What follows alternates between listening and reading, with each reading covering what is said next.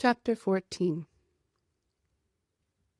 Jabari swung at stalks of wheat with savage strokes, making a path through the grain mindlessly until Gavi put a hand on his shoulder, and he stopped, head down.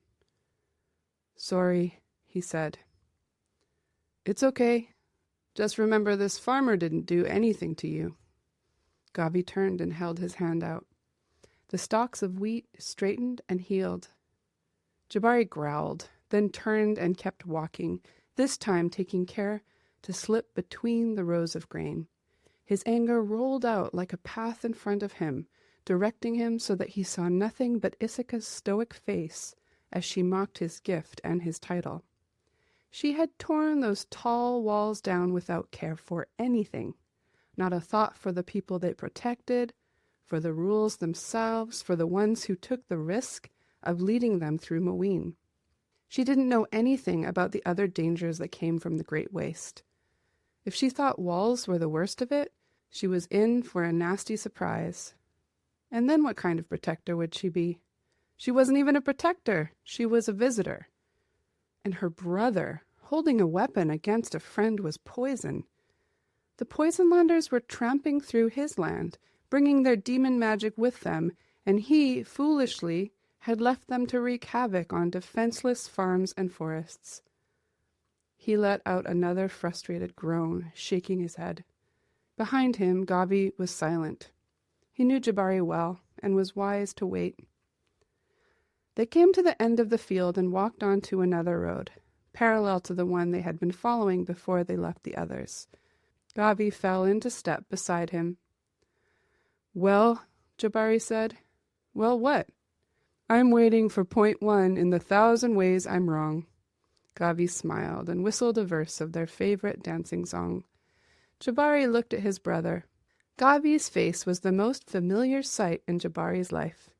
The two of them were like twins, the same age, and had grown up side by side, inseparable. Jabari's family had taken Gavi in when he was just 2 years old and newly rescued. Their parents thought it would be good for Jabari to have a brother, maybe to challenge him since Jabari was already showing signs of being wild and strong-willed. And it was true that Gavi often calmed him. His gifts for nourishing and healing were an excellent counterbalance to Jabari's protection. Jabari hadn't been spouting book knowledge when he had listed the attributes of a healer. He had been describing his brother. But healer though he may be, Gavi hadn't come into his full strength yet. The tall walls required the healing of a mighty, deeply experienced healer. But Isika had done it. How had she done it? Jabari growled again. "How did she do it?" Gavi shook his head. "I don't know. Honestly, Gavi, it would take someone seasoned for a dozen years to do that kind of healing. She's been here for 2 days. True. I'm confused too. But, Gavi said, and then he paused. Jabari braced himself for one of his brother's insights, knowing it would be right and knowing he didn't want it. After a silence, Gavi continued. "Why does it make you so angry, Yab?" Jabari knew Gavi used his special name for Jabari to soften the question. When Gavi had first come out of the sea, he was too young to pronounce Jabari's name and had called him Jabari, which he shortened to Yab. Jabari took a deep breath as the nickname worked its effect, reminding Jabari of who he was. A boy with a brother, a father, a mother, a community. Gavi went on. "And you, Yab, of all people, going on about rules like that. My ears nearly fell off my head hearing you." Jabari couldn't keep a smile back. Gavi slung an arm around his shoulders. Jabari smiled at his brother and whistled the chorus of the song Gavi had been whistling. Gavi sang a few snatches of it, and things were well between them again. But why did Isika make him so angry, and why had he lectured her about rules like that? He, who was always in trouble with his parents for ignoring rules. All he knew was as he looked at the Poisonlanders, especially Isika, so unknowingly beautiful and pitifully thin, the need for rules became a clamor in his head. He finally understood his father. and that made him angry again, because he really didn't want to be like his killjoy father. He wanted to be himself. That was all he had ever wanted. He glanced at Gavi and found his brother watching him. "You're not like him, you know," Gavi said, as though he was reading Jabari's mind, but he wouldn't have to. He knew Jabari so well. "Not that there's anything wrong with being him. I love him as much as you do. But you're nothing like him. You're you, Yab." Jabari nodded and stiffened his back. That was the sting that made him angrier than anything else. How Isika had turned him into his father. How did she have that power over him? "It's just that it's like she's playing. She doesn't know that we study this, that we have years of practice before we're trusted to come out here on our own. She could undo all of that right away. Who does she think she is?" "I have a better question for you," Gavi said. He paused for a moment, looking up at the sky. "Forget who she thinks she is. Who is she?" He stopped, gazing upward, while Jabari stopped in his tracks as well, staring at his brother. Gavi, whose hair always stuck straight up from his head. Gavi, who, though he was as tall as Jabari, was slightly stockier and could always win in a wrestling match. Gavi, who didn't love wrestling as much as he loved eating. Who was she? That was the real question. Jabari had been puzzling over it since they had met the tall girl who glowed from within. "But I don't think we have time to puzzle it out now," Gavi said, "because we've got company, and they're not going to be happy with us." The words were barely out of his mouth before he flinched and covered his face. Strong claws gripped Jabari's shoulders, and he yelped as he was plucked off the ground and swiftly lifted into the air. Ben and Isika walked in the direction they had been traveling before the others left. The fields were gold on either side of them. Ibba trailed behind, casting hopeful glances behind her, still sniffling from time to time, though she wasn't crying anymore. Ben pushed down on his jungle of music, blocking some of the sounds, which were conflicting and confusing. Drums of doom beside hopeful tendrils. He glanced at Isika, wondering if she would know what the music was all about. He didn't know how to bring it up with her. "Do you have anything like music living inside you or threatening to burst out of people you know?" He shook his head and kicked at a stone on the path. Behind them, Ibba was calmer. She sang softly to herself as they walked along the path, fields stretching into the distance on either side. It sounded like a song Gavi had been teaching her, but she hummed her way through the sections she didn't know. The day still held its heat, and they paused occasionally to rest under the great trees. "Thank you for what you said back there," Isika said to Ben during one of their rests. He looked at her. "What he said was untrue. You've always been a great listener. You do talk a lot, though, and sometimes without knowing what you're talking about." Okay, Benny, you don't have to ruin it," she said, laughing and taking a drink of water from her flask. "But he said some true things, Isika. We're new here, and we should respect their ways." She scowled at him, wiping water off her chin with one hand. She shook her shoulders like she was shaking his words away, lifting her chin. "He's a good person. You could trust him more, you know," he said. "Wait, how do you know that? How can you tell after only 2 days?" She jumped up and changed the subject. "Let's keep walking. Come, Ibba."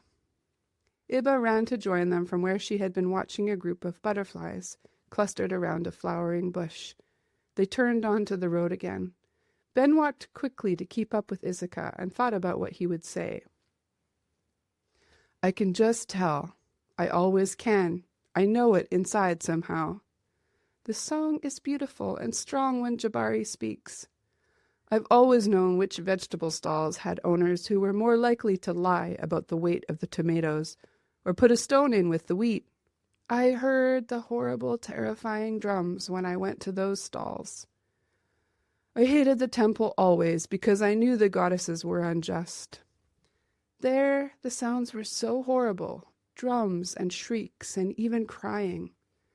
You can't know," and his voice broke a little, but he studied it quickly, How relieved I am to be away from the darkness in that temple." Isika looked at him. "You do look better," she said. "You aren't so hunched anymore. It makes you look younger, in a good way," she said when he frowned at her. "You used to look like an old man in a teenager's body. Now you look your age." He narrowed his eyes. "Or maybe a little older. 14, maybe 15. He laughed and swiped playfully at her, but she darted away from him. He walked with his arms swinging, thinking of how he used to try to escape the voices in him by slipping from place to place, never letting them start up, because he didn't stay anywhere long enough for them to settle. "I wonder if your knowledge is a gift," Isika said, startling him. "Jabari told me about some of the gifts." It frustrated Ben. He could have asked Jabari about the gifts if Isika hadn't sent him away. "I did say too much, didn't I?" she asked him, her voice hesitant. "But he doesn't understand. I'm not just trying to play dress-up. I keep feeling this call, and I'm trying to follow it because if I ignore it, I feel sick.